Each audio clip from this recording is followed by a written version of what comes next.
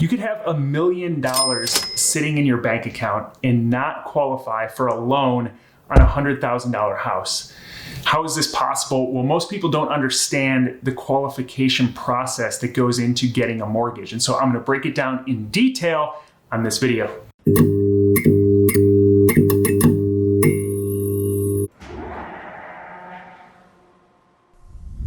Hey, I'm Kirby Atwell from Living Off Rentals, where we believe high quality rental properties are the best investment a person can make. And this month in the Living Off Rentals Facebook group, the theme of the month is financing your rental properties.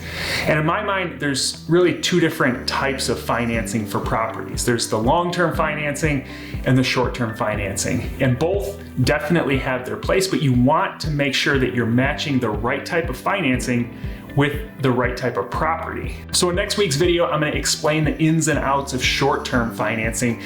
But in this video, I'm going to explain the underwriting process behind long-term financing, or more specifically, how you can set yourself up to qualify for some of the absolute best loans that exist. I've been an investor since 2006.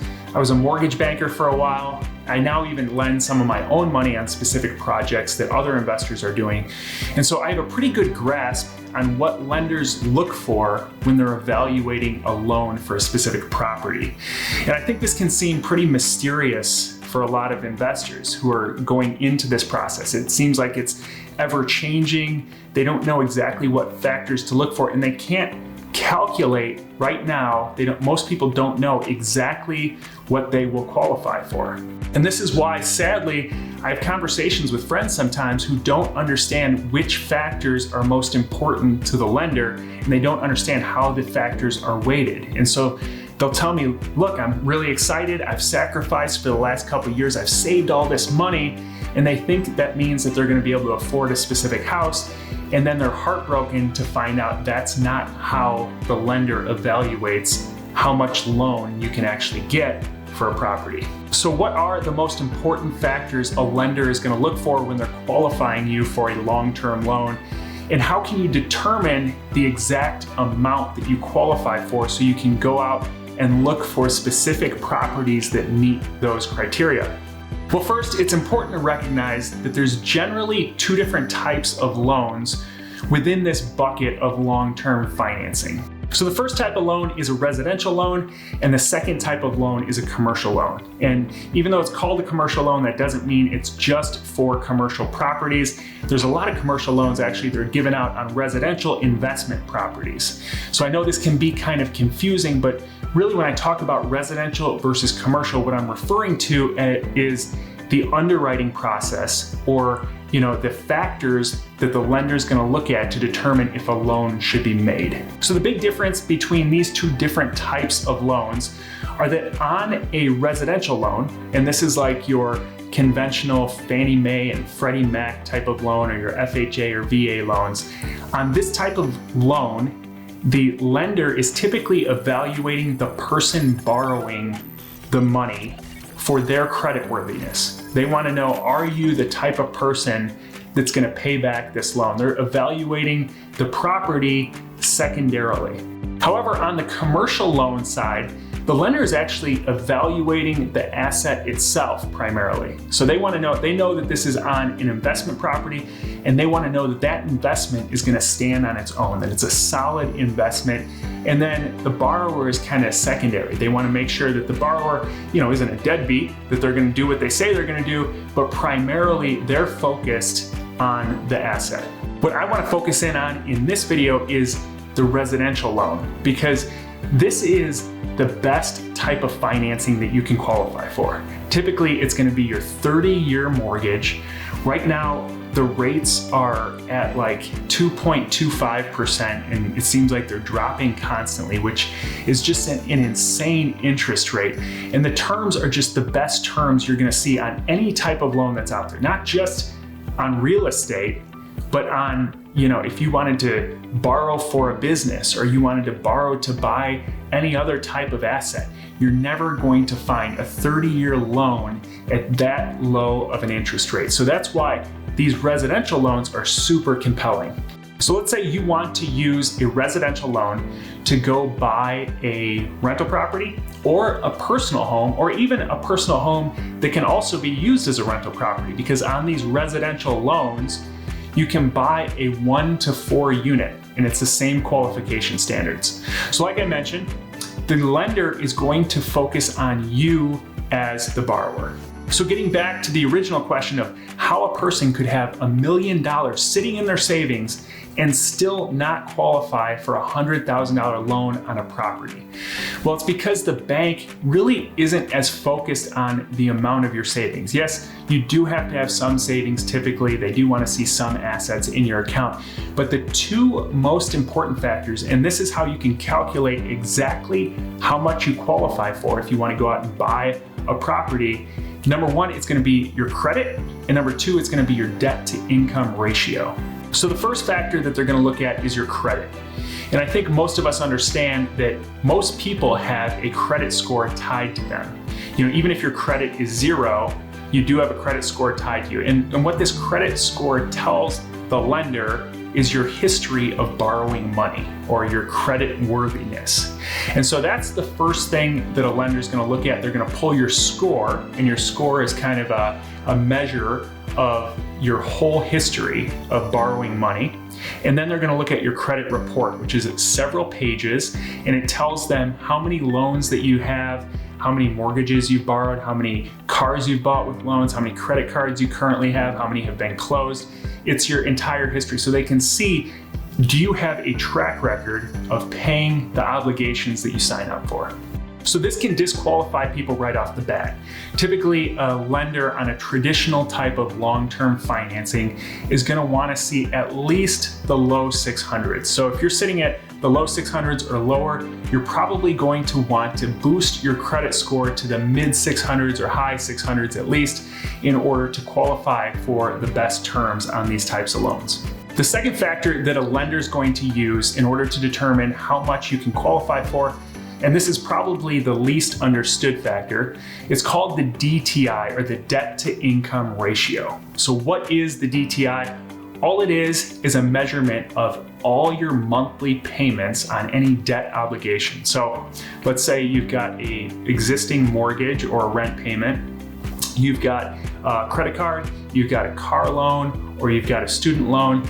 Any of these debts that you might have taken on, what's the monthly cost or the monthly payment on each of those? So if you add all those up and then you put that over the top of your total income on a monthly basis, that's what your DTI is. So for example, just to use round numbers, if you make $10,000 on a monthly basis, that's your gross gross pay. And then you've got a debt payment once you add up your rent, and maybe you have a credit card payment and a car payment.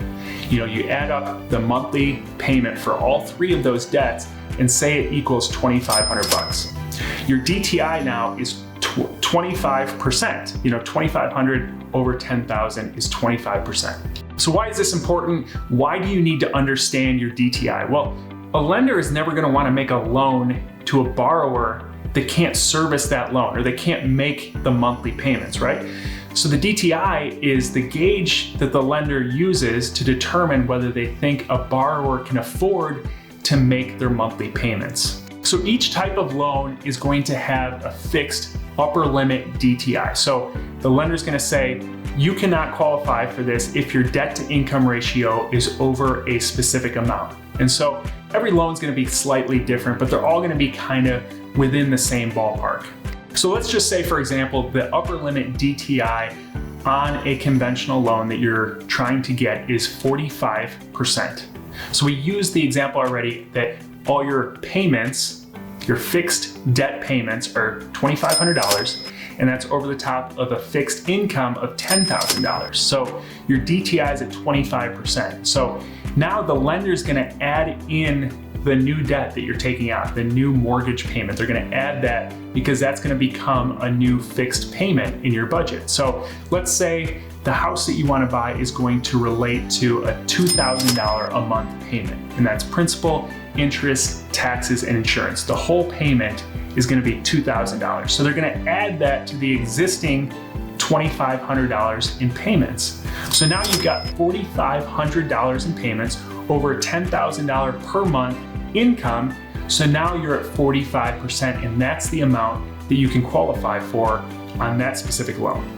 So like I mentioned, different loans are gonna have different DTI thresholds. And even on the same loan, it can go up and down slightly based on economic conditions and other factors. So you're gonna wanna reach out to your lender to find out what the max DTI is on the specific type of loan that you're pursuing. But now understanding how it's calculated, you can take a look at your own credit report where it's got all your debts listed, because that's how the bank is going to determine how many debts you have. They're gonna look at your credit report.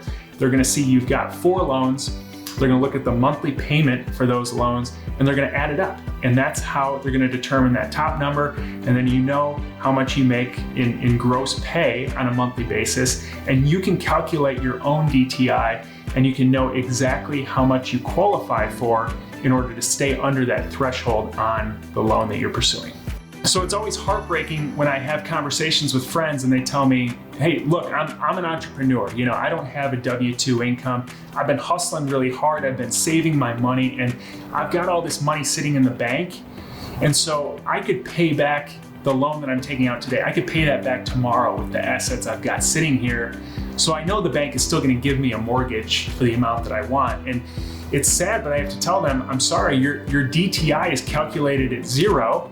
So the bank doesn't care how many assets you have. They determine how much they're gonna lend you on how much you can pay back on a monthly basis. So this is super frustrating for a lot of people, and I can certainly relate and understand that, because I've been in the same situation. I've asked why? Why is this, that you can have that many assets in the bank and still not qualify? And the answer is that as an entrepreneur, as somebody who's not a worker bee, you're just not important to the bank. You know, what the bank wants, what their core customer is, the people that are making the bank rich are the people who follow the tried and true process. They go to college, they get out, they don't become entrepreneurs, they go get a solid 9-to-5 job, they make a fixed income for the next 40 years, they take out a 30-year mortgage right out of college, they start making those interest payments. 5 years later, they sell that house, they buy another one, take out a new, fresh 30-year mortgage that's amortized. It's gonna be heavily weighted with interest up front,